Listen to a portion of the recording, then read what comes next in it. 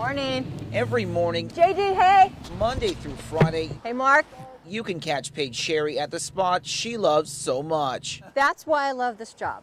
In the 3 years of crossing little ones at Lake St. George Elementary in Palm Harbor, Hey, Kendrick. she's come to know every single one of their schedules. You can see him coming up, you don't know if you can see him coming up the hill there. That's Kendrick. He's usually my first one. And their names. Good morning, Mia. Hey, Lisa. And in the process, they've come to teach her a thing or two. Dobre utra, Ola and Masha.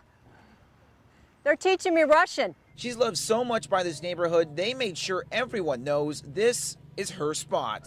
I love working outdoors, but the main thing is the kids. I love working with kids, and I mean, for us to get them to and from school safely, that's our main mission out here.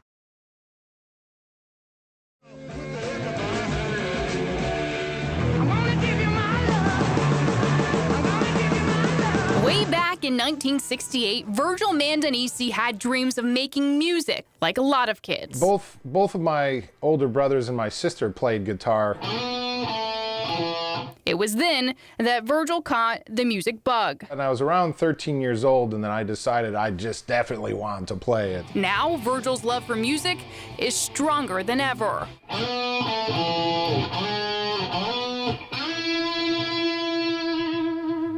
All that noise coming from his garage are sounds of the past and those of the future. My name is Virgil Mandanisi, and I build guitars. Beautiful. I made the first step. And actually, when I first started building that first guitar, I had no clue how to build a guitar.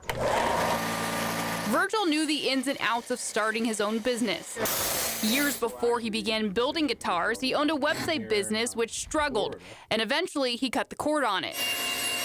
So he made sure to make his approach on Virgil guitars easy. It was like this hobby I was doing that ended up becoming popular. And if you have a hobby that all of a sudden people are forking over cash, you know, you just say, why don't I just continue this? And Virgil Guitars was born. It really validates the oneself. You know, you just look at yourself and you go, wow, I mean, people find there's something worth in what I'm actually doing. And like most small businesses, it was tough in the beginning. When I started, I didn't have any money for tools. I was like MacGyver.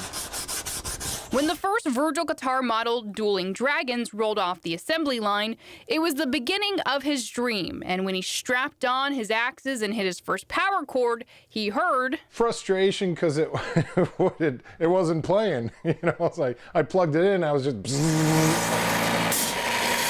After a few tweaks, the Dueling Dragons guitar was an instant success and sold for $17,000 and was even featured in Guitar World magazine. Wow, this is awesome. These days, security cameras are almost everywhere. They're inside our homes, offices, schools, and daycares. We count on them to keep a watchful eye while we're away. But what if the one thing we relied on for security actually did more harm than good? You know, the moment you connect something to the internet, it immediately becomes a target out there for anybody. This is a new way of extorting people.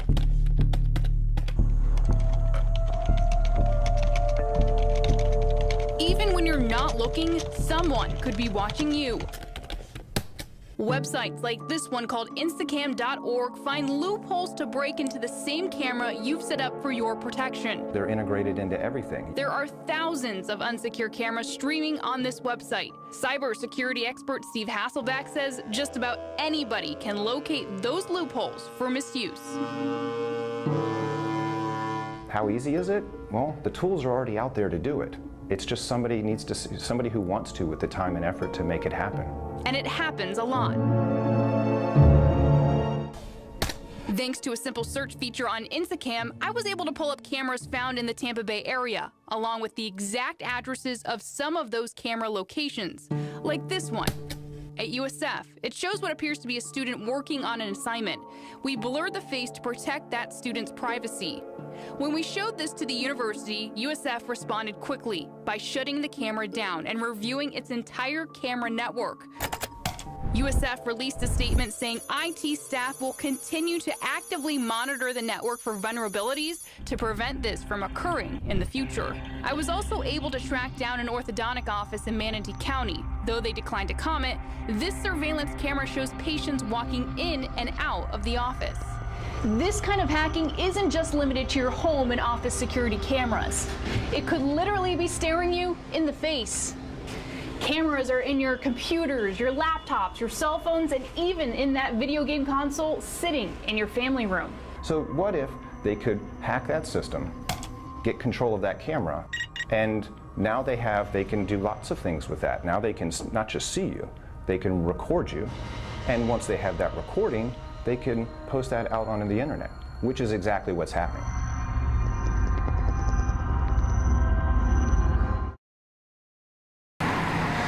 My paranormal investigation took me to historic Ybor City.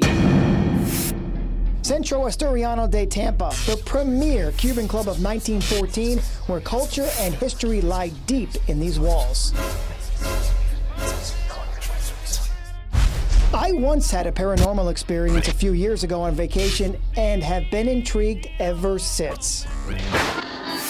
So I teamed up with two paranormal investigative groups, Flash and Aura, You know that a man used to live here. Do you still take care of this place? to try to learn more and maybe contact the other side.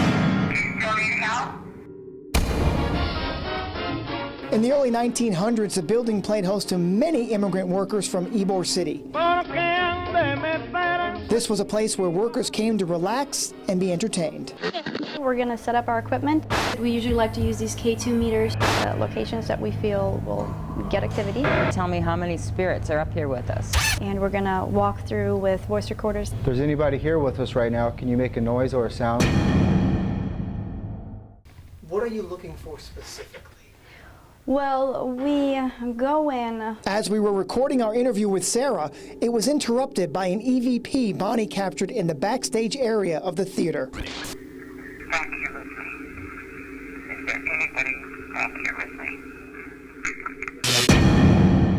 We quickly investigated. Was somebody trapped in this room? The unknown sound Bonnie captured may have been from an old caretaker who lived in the building. Employees claim to have seen an image of a man sitting in the rafters. How many people are here with you? How many people are here with you? Well, I was initially drawn to this building because there were stories of a man and a woman being seen sitting in a front row of the theater. I used dowsing rods on this part of the investigation and asked questions to the couple. Are you upset that we are here? If you are upset, cross the rods. If you're not, pull them apart.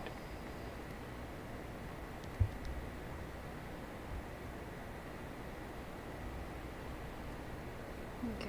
Well, thank you. Thank you. As we close this investigation, this is by no means an open or shut case, and Centro Asturiano de Tampa will remain as one of Ybor City's greatest mysteries.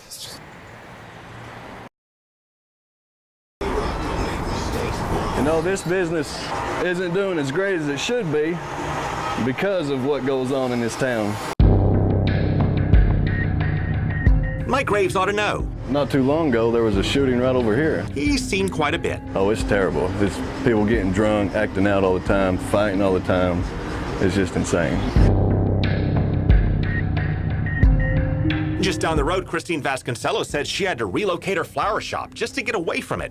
Drugs, deals, burglary, stolen cars. Burglarized? Yes, we were, unfortunately. But just one time? Twice. Once we were there and with a gun, and the second time was after hours. So years ago, state lawmakers figured they could clean up crime and blight by giving tax credits to companies that stay there and hire people. A small business tries to make a living there, and you can't. But James Hargret, the former state senator who wrote the tax credit law, said state leaders gave us a bait and switch. They should feel ashamed. See, after his bill passed, when politicians drew the blighted high crime zones, They cut out much of Tampa and St. Pete and left in the heart of Orlando's tourist district. So for years, they've steered millions intended for distressed neighborhoods into theme parks and high-end hotels. There's nothing going on here other than tourism shops. And so the same place Florida promotes as a world-class, kid-friendly vacation getaway is also mired in extreme levels of poverty, deterioration, and crime, at least for tax purposes. Oh yeah, no, this area's been fine. Yeah, I'm good. Yeah, I feel safe here. Here, I don't know, I feel safe. Only in Florida can people travel to a designated crime zone to feel safe. Oh, it's a nice area. Yeah, it's a really nice area here. It's not a high crime zone. Blighted high crime zone? No, of course not. And so tax credits to clean up blight go to upscale department stores, luxury car dealerships, resorts, and theme parks. For example, Universal picked up $2.2 million in credits last year as it's building a new water park. Back in 2014, it got $1.7 million as it added Harry Potter attractions. It's 2014, so it would have been like 3 years ago. Okay. Also in 2014, records showed the state approved $30,000 in high crime zone tax credits for Orlando's Perfume Land. Since you've owned this business, since you've worked here, have you seen any drug deals around here? No, I've not seen drug deals around here. Shootings? Nope, not around here. But Stabbings?